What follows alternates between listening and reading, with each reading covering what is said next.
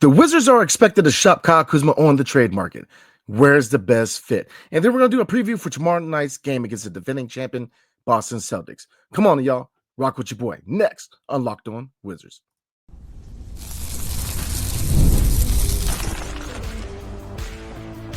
You are Locked On Wizards, your daily Washington Wizards podcast, part of the Locked On Podcast Network.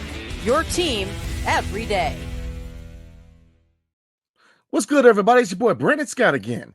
Your favorite podcast now has a newsletter, introducing the Locked On Wizards daily newsletter, a one-stop shop for the ultimate team and league coverage delivered right to your inbox. Sign up for free at LockedOnDaily.com. That's LockedOnDaily.com. And start your day with the all-new, free Locked On Wizards newsletter. Tonight's episode is brought to you by Gametime. Download the Gametime app, create an account, and use promo code LOCKEDONNBA for $20 off your first purchase. Terms apply. All right, everybody. The Washington Wizards had formally put Kyle Kuzma on the trade block. They are expected to shop him leading up to February's trade deadline. So we're going to look at the reasons why and where is the best fit and the best place where we get the best package in return. And we're going to do a preview for tomorrow night's game against the defending champion Boston Celtics. So let's get into the report. This is through Evan Sidery. So he says that the Wizards are expected to shop Kyle Kuzma on the trade market leading up to February's trade deadline. Kyle Kuzma is averaging 17 points per game on a career low, 48% shooting so far this season for Washington. The 29-year-old wing is on a descending contract that runs through the 2026 to 2027 NBA season. So, I mean, the reasons why I don't think any of us are very surprised, a couple of reasons. I think there's three main reasons, right? I mean, number one, the obvious, his contract. It's a very team-friendly contract. If you look at the fact that it was front-loaded for a reason. Not only is it a value contract for him to be on his team, be a leader, be the number one scoring option, and we don't have to break the bank to have the guy. He's not going to really become an issue with the salary cap. He's a guy he could be here on the cheap, but also for prospective teams who they may want to add a scoring piece going to the playoffs, and they may not want to break the bank to do so. And with Kyle Kuzma, you have a guy who has shown that he can put up 20-plus points a night. Now, on a contending team, he obviously was probably going to be a third, fourth option as opposed to being the number one option here in DC. But he's a guy who definitely has value. Now, the asking price last season's trade deadline, that is, and even going into this year's offseason was 2 first-round picks. I do not believe they're going to get the asking price. I think a first-round pick and probably a young player or an expiring contract in return is probably the best-case scenario, in my opinion. Now, if they can pull off 2 first-round picks, look, I ain't going to be mad at you. But I think, honestly, looking at the current trade market, looking at other factors such as inefficiency, looking at potential role, he's not going to have the same role on a contending team like he has here in DC. He's not going to be a number one option. He's going to be probably, again, a third or fourth option on a contending team. And, like I said, he has value. He's a guy who shows that he can definitely ball at a high level. He's a guy who, yes, inefficient. He tends to be a very inefficient player. With his frame, there's times where he's very dependent on being a jump shooter as opposed to using his size to attack the basket. Even though he has gained muscle, he has done better with attacking the basket, definitely getting a lot more physical into paint. So he's a guy who's definitely a scoring-minded wing. And I think that a lot of teams can definitely use a Kyle Kuzma on the team. Now, looking at the second reason why the writing's really on the wall is Jordan Poole. Jordan Poole, year 2 here in Washington, D.C. has shown that he's ready to be that leader and really is now the leader of the locker room. So I think it's time to formally hand him the keys, at least for the next 2 to 3 years, to the team. Now, obviously, look, we know looking down the road contracts, his contract and the potential contracts, extensions of Bilal Coulibaly and a lot of these young players could conflict and could really be that one factor that could make or break whether he's going to be here long term. So I think he's definitely going to be here for the next 2 to 3 years. But like I said, contracts, Bilal in 3 years he's the first guy up for a rookie extension. So, a lot of decisions need to be made by this front office. But I think that, JP13 is well liked. He's earned the right to be that guy right now. He has taken over the locker room as a leader. He's playing high-level basketball. In my opinion, he's playing all-star level basketball. So I think it's time to give him the keys. Let him be the point guard. Let him be the leader. Let him dictate the pace of the offense. Let him be the guy. Point number 3, Bilal Coulibaly. He has emerged as a guy who could be the Robin to Jordan Poole's Batman. He's a guy who, year 2 has improved on the offensive end very rapidly. Last season and even coming out of the draft, he was a guy who very, very raw, very unknown. and he was very polished on the defensive end. Now offensively, had a lot of work to do. And his ball handling, he dribbled too high. His 3-point shot, while he had a nice fluid release, he needed to make it faster and just needed confidence. Now you see the confidence with the shot, right? He's less hesitant to take the 3-point shot. And you look at the fact that he put in a lot of work. Yes, he didn't play a lot in the Olympics, but he was able to absorb a lot of knowledge from a lot of these guys like Rudy Gobert and Evan Fournier, who've been in the league for a while, who kind of gave him a lot of knowledge, man, a lot of insight, and not only how to conduct yourself on the court, but off the court. Diet. How do you eat? How do you fuel yourself? How do you carry yourself? So I think that he learned to be, one, a professional, but two, he put the work in, the work ethic. He's that work ethic really shows because Bilal put the work in. He really worked his tail off, and you see a much improved 3-point shot where, if you look at the shot, it was, there was nothing wrong with the shot. It's just the confidence. Right now, he's less hesitant to take that shot, and he's doing well. He added a mid-range game, improved ball handling. He could already have finished, but now he's a more solid finisher. You can finish through contact. He was already putting people on posters last year, but now, he's a guy who has a dog factor, not only on the defensive end, but the offensive end. He's a guy who's ready to break out in year 2. So I think that's really a testament to head coach Brian Keefe. Because again, look at his resume. Look at Brian Keefe's resume of the guys he's able to develop. Kevin Durant, Hall of Fame talent. James Harden, Hall of Fame talent. Russell Westbrook, Hall of Fame talent. Kristaps Porzingis, and definitely an above average starter in this league. Brandon Ingram, the same thing. He did work with Ben Simmons. I guess that's the only time that his magic didn't work, but I don't think that's on Brian Keefe. So like I said, Brian Keefe is definitely the guy who's, I think that you can attribute Bilal Coulibaly's his emergence. A lot of it is on Bilal. He put the work in, he worked his tail off. But like I said, I think Brian Keefe and what he's done with his roster, man, as far as getting the best out of these guys. Not so much the last 2 games, but he's a guy who's definitely gotten the most out of his young roster, man. So like I said, those are the 3 reasons why I think the writing's definitely on the wall. Give JP 13 the keys. Bilal Coulibaly is ready to take on more of a featured role in this offense. And 3, his contract, coming into the contract, the front office knew that at some point they were going to move him. So let's take a look at some landing spots for him and which ones I like real quick, because in the next couple of weeks, I'm going to start putting together some trade packages. All right, so obviously the first one, Sacramento Kings, that was a trade that we all expected on draft night. We all expected that they were going to trade Kyle Kuzma to the Sacramento Kings for the 13th overall pick. In that scenario, you probably keep Denny Avdia and you probably still get Bub Carrington. Like I said, the Denny trade the ship has already sailed, but that could have been a scenario where you could have retained him and still had a chance. You still had Bub Carrington right in your hands at the 13th overall pick. So looking at Sacramento, some factors where he could definitely still be a fit over there. Yes, they got DeMar DeRozan. Yes, they got Malik Monk. They got a nice little squad, man. But like I said, he could definitely be a nice bench piece because I don't really see where he fits in the starting 5. So in a scenario where he goes to Sacramento, he would definitely be on the second unit. And look, every playoff team needs a microwave scorer off the bench. And I think that he could fit that role perfect in Sacktown. All right, number 2, the Lakers, his first team, the team that drafted him, and the team that subsequently sent him to Washington in the Russell Westbrook trade. They could bring him back. Now, with the emergence of Dalton Connect, man, like I said, could they still make that move? Yeah, absolutely. But I see the same scenario. Could they start him? You could, could they slot him at the 4? They could. Now he's a lot more polished than he was when he was with the Lakers. When he was with the Lakers, he's more of a role guy. He's very young, had a lot of growing to do. Now he's more of an established player in this league. So could he go in there and play the 4? Anthony Davis at the 5, LeBron at the 3. Probably looking at Connect at the 2, or Austin Reeves and D'Angelo Russell at the 1. That could be your lineup. Like I said, you still got Rui Hachimura. So that could give them another weapon to use hitting into the playoff race, man. Because like I said, the Lakers right now are looking pretty good under first-time head coach J.J. Redick. All right, number 3, the Golden State Warriors. It's known before. The Golden State Warriors, they nearly pulled off a trade to land Lauri Markkanen in the offseason, which I thought could have been a really good move for them.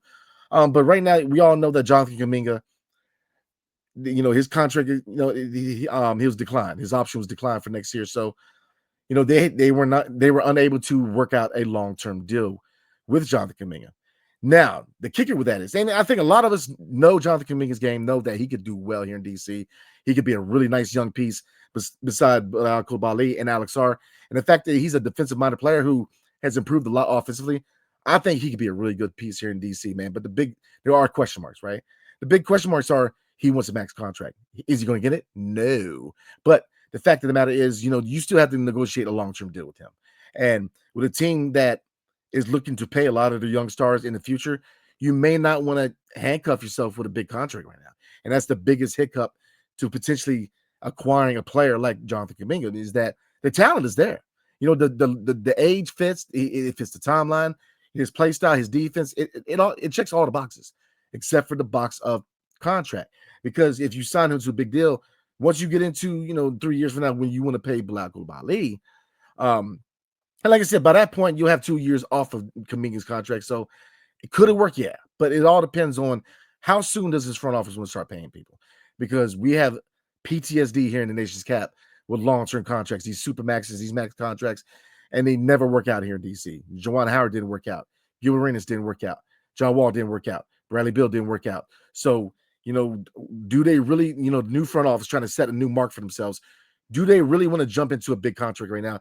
That's a big question. But nevertheless, they are an option for his services. So like I said, 3 good options, guys. And like I said, 3 good reasons why they are ready to move on from Kyle Kuzma. And there are rumors out there that the relationship may be souring a little bit. Nothing's confirmed as of yet. Like I said, I'm definitely going to get down there and do some work and figure things out, man. But like I said, the writings on the wall. 3 good reasons. I mean, his contract is very team friendly, not only for us, for other teams. JP's ready to be the guy. And Bilal Koulibaly needs to have more of a feature role in his offense. And, out of the 3 options, I would love Golden State. I would love Jonathan Kuminga. It all depends on the contract. So you guys get in the comment section and let me know which way do you think we should go with Kyle Kuzma, and what is a realistic trade package you should expect in return? To me, it's a first-round pick and a young player and or an expiring contract. So, all right, guys, we're going to get into tomorrow night's game against the Boston Celtics because the defending champion Boston Celtics are headed into the 202. So we're going to go ahead and do a preview for that. But before we do, tonight's episode is brought to you by Gametime. So you guys know me, man. I'm always going to games. Baseball season, I'm always over there to watch my Nats. Always in B-more, watching my O's. Football season, my Commanders. And then obviously basketball with my Wiz kids, man. But to me, Gametime is the go-to out of all the other apps. And there are 3 main reasons why. Come on, rock with me. All right, number 1, Gametime picks. Creation makes it easy to save more on sports tickets. But hold on now. Not just sports tickets, concerts, comedy shows, theater events, etc. What else? All in pricing. Toggling this feature shows the total upfront or no surprise fees to check out, because nothing bothers me more than turning a $50 ticket into a $120 ticket, right? All right, what else? Get a perfect view from your seat in the app before you buy, so you know exactly what your view is and if you get your money's worth. So look, do yourself a favor. Take the guesswork out of buying tickets with Gametime. Download the Gametime app, create an account, and use promo code LOCKEDONWizards for $20 off your first purchase. Terms apply. And again, create an account and redeem code LOCKEDONWizards for $20 off. Download Gametime today. What time is it? Gametime. All right, everybody, let's get back into this thing. All right, so we're going to get into the preview for tomorrow night's game versus the Boston Celtics at Cat 1. This will be their lone home game because they get right back on the road, and they will be going to Indiana on Sunday, my birthday, on Sunday, November 24th. So like I said, we will be going live tomorrow night following the Wizards and Celtics matchup. So it's at 7 o'clock, so probably going live around 9:30. Obviously, it's subject to the end of the game. So if they go into overtime, man, it will be later. But I don't see that happening. I'm just being 100% honest with y'all, because for all you bettors out there, the Boston Celtics are 15.5 point favorites. So that kind of tells you what you need to know. All right, so points. Team leaders for both teams at points.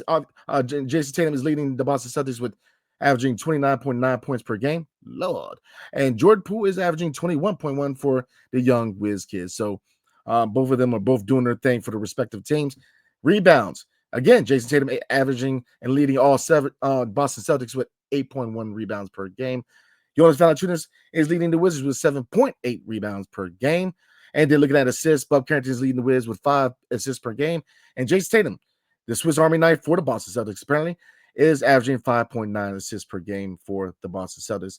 So let's get into the injury report real quick. Like I said, it is subject to change between now and to tip off. Bilal Coulibaly right now is day to day. I do, he did not play against the Knicks, but I do kind of expect him to play against the Celtics. I think they definitely want to put him on Jason Tatum. Tristan Vucevic is a day to day also with a knee injury. So even if he was healthy, I didn't really expect him to play, but I think he will definitely be in the lineup. Or in the building at least, right? And Sadiq Bey, he's going to be out with that knee injury. I would not expect to see him anytime soon. And then looking at the Boston Celtics, former Wizard Kristaps Porzingis is out with a foot injury. So right now they're targeting him for December return. So he has not played as yet, but he's a guy I really liked in the Wizards uniform. So kind of wanted to see him play, but it's all good, man. So let's look at some factors and potential matchups real quick for tomorrow night's game. All right. The biggest thing, defense has to be key, man. The Boston Celtics are the second best scoring team in the NBA, averaging 121.5 points per game. They're also only giving up 111 points per game, which is 12th in the NBA. So they're not giving up a lot of points, and they're scoring a lot of points. The team's loaded. We all know that. Even with KP being out, this team is the best team in the Eastern Conference.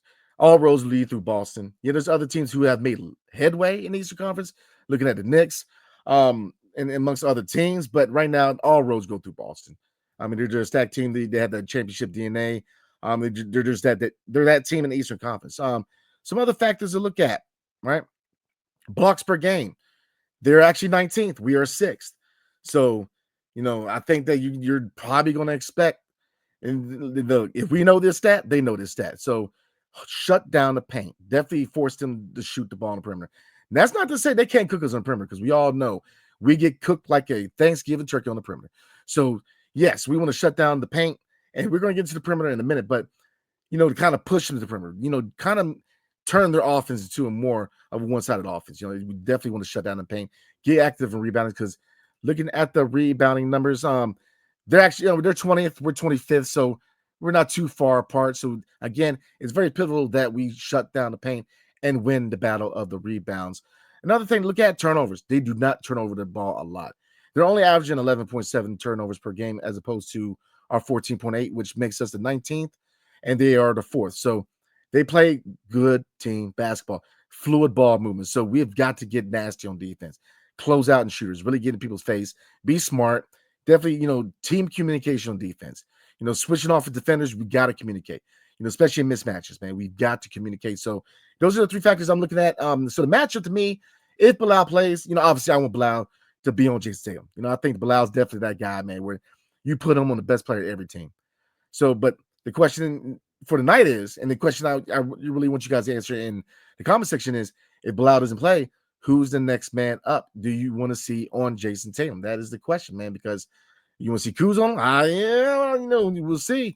Like I said, who do you guys want on? Because I think Bilal will play, and I think he's the guy I definitely want to stick on Jason Tatum. But like I said, Jason Tatum's just another. I mean, he's the marquee guy, but you still got Brown, you still got Horford. The team's loaded. So this, we're really gonna have to be on P's and Q's. Looking at the record, look. I love my Wizards, man, but we have to be realists. They're 12-3 and second in the East. We're 2-11. So, we've got to be daggone near perfect to beat this team, because they are a championship team. So, here's the thing. They say it in football all the time, any given Sunday. In the NBA, it's the same thing. And same thing in baseball. They have series. Any team can win any given night. There's nights where teams have off nights. So, if they have the off night, definitely capitalize. And this is where game planning, this is where head coach Brian Keefe comes in, motivating these guys, definitely keeping them in the fight, because if they do have that off night, look, this is a good time to get a good victory against a team like Boston. I mean, this would do a number for confidence. Look, we're probably right now, if you look at the records, we are the worst team in the NBA. So look, the Cooper Flag sweepstakes, the Ace Belly sweepstakes, there ain't gonna be no problem getting there, man. Dylan Harper, the list goes on. We are definitely going to be in the conversation for not only a top 3 pick, but probably the top pick. So, but look, confidence is the name of the game. Last 2 games, they have not played as hard as they usually do. This could be a good culture win if we can definitely play hard, play to win. Get back into that mantra, man. And I think this is the best place to start on your home court versus the defending champion Boston Celtics. Try to make a statement. Play hard. Try to win this game. I mean, we know there's going to be a massive talent gap, man, but try to win this game. So, like I said, that's where I'm at. So predictions, I'm not even gonna predict. I'm gonna say this. If there's a chance that they have an off night, if play them hard. But let's get back into them again, that mantra, the culture of playing hard, playing to win, and try to get a victory, even though we know this is going to be a really big hill to try to climb, man. So, like I said, we're going to look at the schedule, looking forward, guys, real quick for the next couple weeks, and let you know what I'm going to cover for the next couple of weeks, guys. But before we do, tonight's episode is brought to you by Chime. So, we've all hit a point where we realize it's time to make serious money moves, right? Take control of your finances by using Chime checking account with features like no maintenance fees, fee-free overdraft up to $200. Oh my! Or getting paid up to 2 days early with direct deposit. Look, the economy is still kind of, it's going to take a while till it rebounds, right? So there's a lot of ways out here to kind of get value for your money, and to me, Chime is one of the best things you can do. And look, to learn more, definitely go to chime.com/lockedonnba. But hold on, before we run, I'm gonna let you guys know a couple of facts. Number one, join millions of Chime members who are working on financial progress. Chime helps you make progress with fee-free overdraft up to $200. That can be dangerous now, but your next deposit is applied to your balance automatically. All right, set up a direct deposit in your Chime account after qualifying direct deposit of $200+. Chime will notify you to enroll in Spot Me. So make your fall finances a little greener by working towards your financial goals with Chime. Open your account in 2 minutes at chime.com/NBA. That's chime.com/NBA. Chime feels like progress. All right, everybody, let's get back into this thing. So, all right, before we roll, we're going to take a look at the schedule going forward and kind of what to expect as far as content. Because, like I said, guys, we're in the thick of the NBA season. So, when things come up, you guys know me. Any major news, I'm your guy. I'll be that. I'm definitely going to push that info out. But until moves are made or major news, there's going to be a lot of live recaps and previews, man. So let's take a look at the schedule real quick for the next couple of weeks. All right, so obviously tomorrow night, Boston Celtics at home. They turn around on Sunday, my birthday, November 24th. They're at Indiana. Next week, we come back home. Tuesday and Wednesday, we have the Bulls and the Clippers back-to-back in the midweek, and then next Saturday at Milwaukee. Excuse me, guys. At Milwaukee, and then they turn around and go back, or they go to Cleveland next Tuesday. So, like I said, a couple games that you guys can expect me to recap live from Capital One. I will be attending December 5th, the Thursday game, home against the Dallas Mavericks. Daniel Gafford is my guy, so I wanted to see him come back to DC, and then turn around that Saturday, December 7th. I will be there for the Denver Nuggets, watching Jokic and the boys hopefully take an L to a young Wiz kids, man. I ain't gonna get my hopes up, man, but like I said, I am very loyal. So like I said, I will be there both December 5th and December 7th covering the team. So I'm gonna try to do at least one episode where I'm gonna be there at the press conference and get some questions in and some answers for you guys. But one of the games I'm definitely gonna do a live recap straight from Capital One. So definitely tune in for that, man, because I'm definitely going to do that. So again, guys, appreciate you. I will see you guys tomorrow night. So definitely catch us around 9:30 where we recap live the Washington Wizards versus the Boston Celtics matchup tomorrow night. So we can set off this weekend right like we always do. All right, everybody. I'll see you guys tomorrow night. Hail to the Wizards and peace. Have a good night.